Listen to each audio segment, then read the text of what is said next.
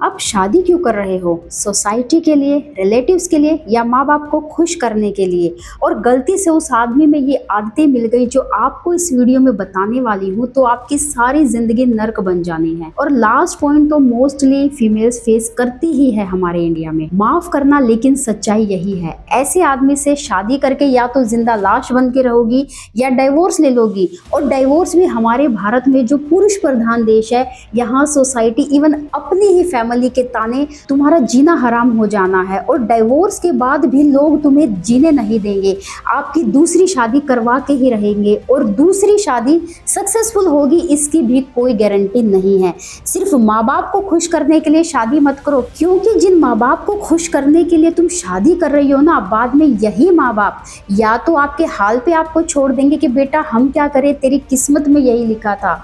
और अगर माँ बाप सपोर्टिव है तो वो भी दुखी होंगे जब वो आपको इस हालात में देखेंगे। तो अगर वो बंदा कंट्रोलिंग है और मैनिपुलेटिव है तो तुम्हारी प्राइवेसी खत्म कर देगा। वो तुमको तुम्हारी फैमिली से, तुम्हारे दोस्तों से, सबसे अलग कर देगा। तुम पे एक डिटेक्टिव की तरह नजर रखेगा वो। माफ करना, ऐसे लोग साइको होते हैं। ऐसे इंसान के साथ हमेशा डर के साए में जीना पड़ेगा तुमको। दूसरा, अगर वो बंदा अनस्टेबल है या फिकल है या गुस्सैल है, मतलब आज अच्छा है कल बुरा है परसों बहुत अच्छा है, तो समझ जाना कि वो इमोशनली अनस्टेबल है। उसको पता ही नहीं है कि कैसे रिएक्ट करना है। अगर आपने ऐसे इंसान के साथ शादी कर ली जिसको डिसीजन ही लेना नहीं आता, फिर उसके बाद आपको मर्द बनना पड़ेगा, क्योंकि वो तो औरत है। अगर आदमी के अंदर लीडरशिप क्वालिटी नहीं है, उसको पता ही नहीं है कि किस चीज पे कैसे रिएक्ट करना है, क्या डिसीजन लेना चाहिए, तो फिर वो किसी काम का बंदा नहीं है।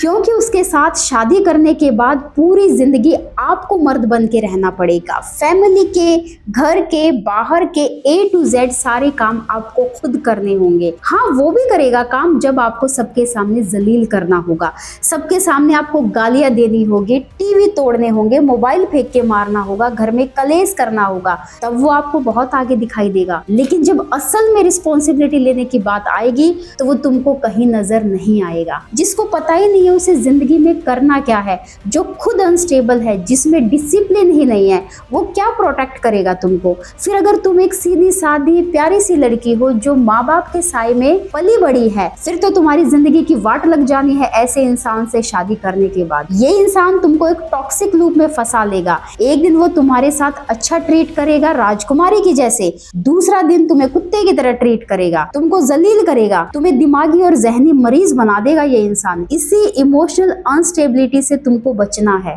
तीसरा, मी वर्सेस यू वाला माइंडसेट। जब आपका पाला किसी ऐसे इंसान से पड़ता है जो हम नहीं, मैं और तुम वाली सोच का है, वो बंदा जेलस है, वो इनसिक्योर बंदा है, वो तुमसे ही कंपटीशन करेगा, वो तुम्हारी नौकरी छुड़वा देगा, तुमको घर बैठा देगा, क्योंकि वो तुमको अपलिफ्ट नहीं करना चाहता। वो चाहता ही नहीं है कि तुम उससे आगे बढ़ो। जो तुम्हारी कामयाबी से, तुम्हारी खुशी से, तुम्हारी काबिलियत से इनसिक्योर हो रहा है, तो उस रिश्ते का तो कोई फ्यूचर ही नहीं है। फोर्थ, ज्यादा अटेंशन देने वाला बंदा। तुमको लगेगा वाओ ये तो मुझे इतनी अटेंशन दे रहा है, बट उसका काम निकल जाएगा, उसका नेचर चेंज हो जाएगा। अब वो कर चुका तुमको यूज, अब नहीं है उसको तुम्हें कोई भी इंटरेस्ट। और ज्यादातर मर्द ऐसा ही करते हैं, पहले दुम हिला के पीछे घूमेंगे, फिर काम निकलते ही गायब। तो उनकी अटेंशन के पीछे जो उनकी इंटेंशन है वो भी आप जरूर देखना, क्योंकि इस टाइप का बंदा कंसिस्टेंसी नहीं दिखाएगा। एक दिन तो वो तुम्हें फुल अटेंशन देगा और 4 दिन वो तुमसे बात भी नहीं करेगा। तो ऐसा इंसान ट्रस्टवर्दी नहीं है। जो रियल मैन होगा वो साल के 365 दिन तुमसे एक ही नेचर में बात करेगा, वो तुम्हारी रिस्पेक्ट करेगा, क्योंकि उसकी इंटेंशंस प्योर हैं। पांचवा है, जो आदमी एब्यूजिव है, चाहे वो फिजिकल एब्यूज हो, चाहे वो इमोशनल एब्यूज हो, चाहे वो वर्बल एब्यूज हो, ऐसा बंदा क्या ही फ्यूचर देगा आपको। सुबह उठते ही जो माँ बहन की गंदी गालियां देना चालू कर देगा, जो जरा सी बात पे आपको मारने के लिए दौड़ता है, उसके साथ आप कभी भी सरवाइव नहीं कर पाओगी। छठा है, डिसऑनेस्ट एंड सीक्रेटिव बंदा। जो बंदा आपसे सब कुछ सीक्रेट रखेगा? वो क्या कर रहा है, क्या कमा रहा है, कहाँ जा रहा है? आपने तो अपनी पूरी गाथा सुना दी उसको, बट वो सीक्रेटिव है, वो नहीं बताएगा। ऐसे बंदे से बच के रहना है। सातवां टाइप है चेप और इग्नोर वाला बंदा।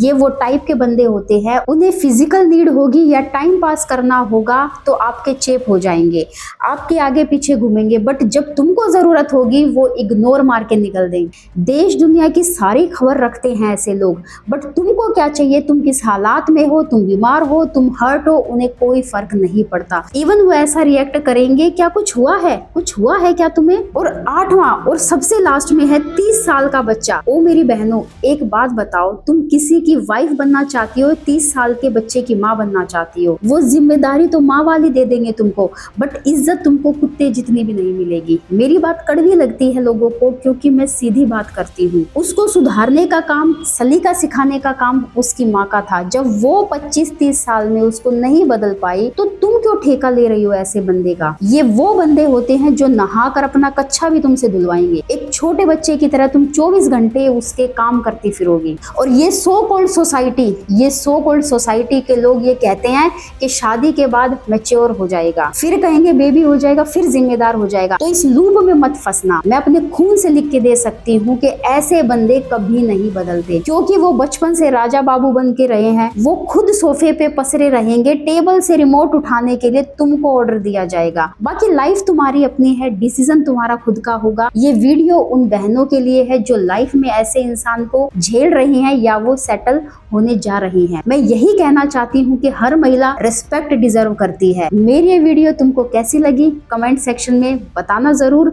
आपके कोई क्वेश्चंस या आपकी भी कोई स्टोरी है और आप नेक्स्ट वीडियो किस टॉपिक पे देखना चाहती हो, कमेंट्स में जरूर बताना। मिलते हैं जल्द ही अपनी नेक्स्ट वीडियो में, तब तक जय माता दी।